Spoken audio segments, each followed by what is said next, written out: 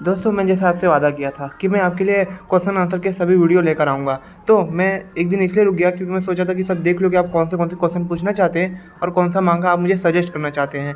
तो मैंने सभी कुछ देखा है और अब मैं इस वीडियो में उसे कवर करने वाला हूँ। तो चलिए दोस्तों, अब हम अपनी इस क्वेश्चन आंसर की वीडियो को स्टार्ट करते हैं। दोस्तों, जिसने पहला एपिसोड देखा वो तो जानता ही होगा कि कांग ने अपने ही जो गिल्ड था उसे ही दबा करने के लिए चला गया था, क्योंकि उसके जो गिल्ड मास्टर था उसने एक चीज़ को हासिल करने के लिए कांग के सभी दोस्तों का सेक्रीफाइस कर दिया था। इसलिए कांग अपना बदला लेना चाहता था। इसके लिए उसने अपने पूरे गिल्ड को ही तबाह करने के बारे में सोचा, पर वो कामयाब तो नहीं हो पाया। आप ये जानते ही हैं, क्योंकि आखिरी में जब उसने वो स्टोन खा लिया था तो उसने अपनी पूरी पावर का इस्तेमाल किया था, पर वो फिर भी हार गया था और मरने के बाद उसकी जो सोल थी वो सिनून के शरीर में आ गई थी। और आपका दूसरा सवाल कि उसने अपने शरीर में माना हार्ट किस तरह से बनाया, तो मैं बता दूं कि दोस्तों देखो, वो उसके पास क्या है, यहाँ की मार्शल आर्ट है, पर वो अपनी दुनिया में भी ना एक पावरफुल इंसान था, डबल एस रैंक का भाई नेक्रोमेंसर था। तो उसके बाद भी कुछ काबिलियत होगी तभी जाकर उतना ऊपर पहुंचा है।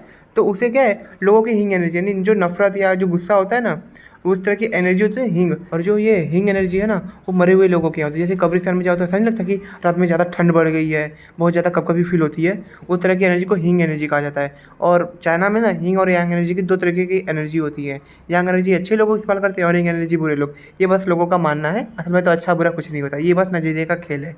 ये मेरा डायलॉग है। और आपका तीसरा सवाल कि इसमें स्केलेटन नाइट इतने अलग अलग क्यों हैं, तो मैं बता दूं, पहले जो स्केलेटन वॉरियर थे ना, मतलब जो इसके पहले की ज़िंदगी में कांग के थे, वो ज़्यादा सिर्फ मारना जानते थे, वो भी कोई हथियार कोई इसे बिना। पर इस दुनिया में क्या है, इन लोगों के पास इनकी हल्की फुल्की यादें होती हैं जिसमें वो अपनी मार्शल आर्ट वो सब होती है ना, वो भूले नहीं होते।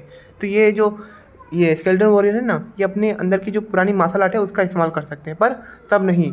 जो मतलब समझो जो ताकतवर लेवल पे पहुंच चुके हैं, जैसे कि ट्रांसेंडेंट लेवल, वैसे लेवल पे पहुंचने वाले लोग ना अपनी यादें तक रख सकते हैं, जैसे कि आप लोग जानते ही होंगे। और ट्रांसेंडेंट लोगों के बारे में मैं थोड़ा आगे बताऊंगा। और अभी चौथे सवाल को हम क्लियर कर लेते हैं। जैसे कि इसमें एक सवाल पूछा था मेरे भाई ने कि सिंगुन पतला कैसे हो गया, तो अरे यार देखो, उसने जो टेक्निकें सीखी है ना, तो मार्शल आर्ट सीखने में क्या शरीर अपने आप फिजिक्स बदल जाता है। जैसे कि हमारे यहाँ का करली पलटू होता है, शाओलिन लोगों का मार्शल आर्ट होता है, तो लोग सीखते तो उनके शरीर देखिए ना, कि जैसे कि मतलब सिक्स पैक्स नहीं तो भी उन लोगों का क्या है, शरीर फिट रहता है। पर उसने जो टेक्निक सीखी है ना, तो उसके कारण अपने शरीर की जितने भी मतलब हड्डियाँ मसल्स है ना, उनको किसी भी तरीके से बदल सकता है। और दोस्तों सच बोलता हूँ, उसे ना सिक्स पैक एप में देख के मुझे भी जलन हुई थी। मैंने उसके 80 चैप्टर पढ़े, वो साला 80 चैप्टर में पतला हो गया। मैं उसका पूरा चैप्टर पढ़ा हूँ, मैं पतला नहीं हुआ, मैं भी मोटा हूँ यार। मुझे भी देख के बहुत ज़्यादा शर्म फील होती है। फिर दूसरे चैप्टर में वो शर्म खत्म भी हो जाती है, क्योंकि भाई बंदे ने मेहनत किया वो हासिल करने में, और वो मेहनत मैं नहीं कर पा रहा हूँ। चलो दोस्तों, अपना रोना बंद करते हैं, अब थोड़ा पाँचवें क्वेश्चन पे आते हैं। दोस्तों, जो आपने मुझसे पाँचवा सवाल पूछा है वो है कि ये माउंट वास सेट की उसके पास नेक्रोमेंसी करने के लिए उनकी लाश कहाँ से आई। तो याद है दोस्तों, वो उसको गुफा मिली थी जिसमें से एक स्केलेटन कमांडर निकला था जो बेगर क्लैन का था। दोस्तों याद है ना, आपने वो एपिसोड देखा होगा तो आपको याद होगा जिन्होंने देखा था।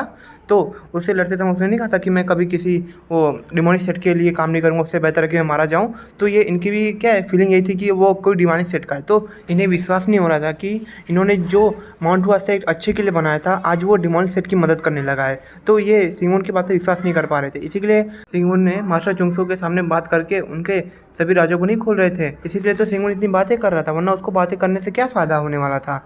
और दोस्तों, आपका ये छठा सवाल है, पर मेन सवाल था, इसको मैं लास्ट में इसलिए लिया हूँ कि थोड़ा ये बड़ा सवाल है तो थोड़ा बोलने में ज़्यादा टाइम लगेगा। और ये सवाल था उसकी जो फियोंसे थी उसके बारे में। दोस्तों, तुमने पूछा था कि यह किस तरह से इसका परिवार ये सब डिमोनिक सेट से जुड़ा है। तो मैं तुम्हें बता दूँ कि इसका जो परिवार है ना, वो जो लड़कियाँ या बच्चे, छोटे बच्चे होते हैं ना, उन सबके जो ट्रैफिकिंग का काम होता है ना, ये इसका परिवार संभालता था। और इसका परिवार ना पूरी तरीके डिमोनिक सेट से जुड़ा हुआ था, और इसे भी बात पता था। और ये ना उन्हें मारने में ना इसे इंजॉयमेंट फील होता था। और फोटो में नहीं दिखा सकता क्योंकि वो थोड़ा कुछ ज़्यादा ही ख़राब है, इसलिए मुझे माफ़ कर दीजिएगा, मैं फोटो नहीं दिखा सकता। पर इसका परिवार भी उससे मिला था। ये बात ना जब सिंगुन इसे मार रहा था ना, उस समय ये कुछ समय पहले की यादें, मतलब कुछ ही समय पहले की, पूरी यादें नहीं, कुछ समय पहले की जो यादें ना वो ये देख सकता था। तो सिंगुन ने ये यादें में देखा था उसके। चलिए दोस्तों, अब आपके मुझे जहाँ तक लगता है सारे सवाल का मैं आंसर दे चुका हूँ। अब उन पर आते हैं जो आप लोगों ने, मैं इतने दिनों से मांग रहा तो आप लोगों ने दिया है, तो अब उसके बारे में बात कर लेते हैं। जो है आपने जो मांगा दिए हैं, और इसमें से पहला मांगा तो देख ही सकते हैं। मैं इसकी थोड़ी कहानी के बारे में बता देता हूँ। इसकी कहानी कुछ ऐसी है कि अपना हीरो अपनी दुनिया में तो मर जाता है, पर जब मरने के बाद एक दूसरी दुनिया में जाता है जहाँ पर मैजिक और सब कुछ है। वहाँ पर जाकर वह एक असैसिन बनता है, और सबसे ग्रेट असैसिन।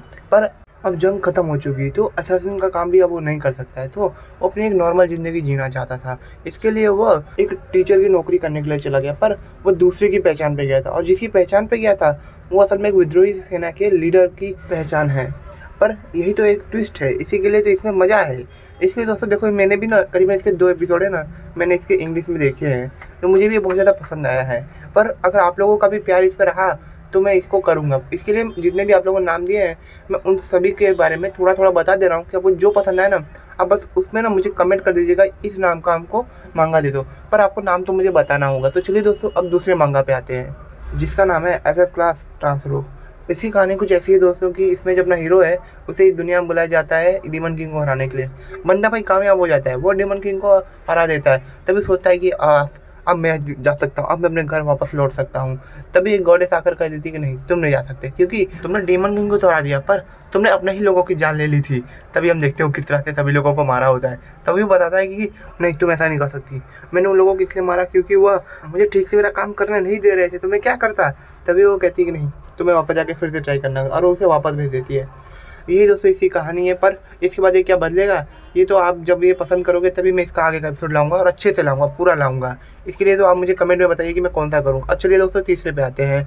दोस्तों चिंता मत करो, जितने भी आपने पूछे ना, मैं उन सभी का जवाब दूंगा। करीबन 4-5 और है, पर मैं सबका जवाब देना चाहता हूँ। इसके लिए प्लीज़ आप ये पूरा वीडियो जरूर देखिए। और दोस्तों तीसरा है 99 ways to become beauty master. और दोस्तों इसके बारे में से मैं इतना ही बोलना चाहूँगा कि भाई इसमें अपना हीरो कमीना है, वह लालची है, वह अपने हासिल करने के लिए कुछ भी कर सकता है। बस इतना ही बोलना चाहूँगा, पर ये पहले से किसी ने एक्सप्लेन किया है, इसलिए मैं इसे नहीं कर सकता। अगर आपको भरोसा नहीं तो आप इसे चेक कर सकते हैं। चलिए दोस्तों, अब हम डायरेक्ट चौथे भी आते हैं। देखिए दोस्तों, ये छोटा इसलिए था क्योंकि इसको पहले कोई एक्सप्लेन कर चुका है, तो इसके बारे में मैं ज़्यादा कुछ बता नहीं सकता। आप जाकर उनका वीडियो ही देखकर आप समझ जाइए। चलिए दोस्तों, अब चौथे पे आ जाते हैं। और चौथा है revenge with the demon king. दोस्तों कसम से कहता हूँ, इसको मैंने शुरुआत की थी, मैंने इसके 10 चैप्टर किए भी थे, पर मुझे आगे समझ नहीं आए। मैं समझ नहीं पा रहा था इसमें कहाँ रिवेंज है, कहाँ डीमन किंग है, मुझे बिल्कुल समझ नहीं आया। इसके लिए दोस्तों मैंने इसे छोड़ दिया था, क्योंकि ना इसमें डीमन का तो नाम दे दिया गया है, पर इसके अंदर सिर्फ लड़कियाँ ही दिखाई गई है।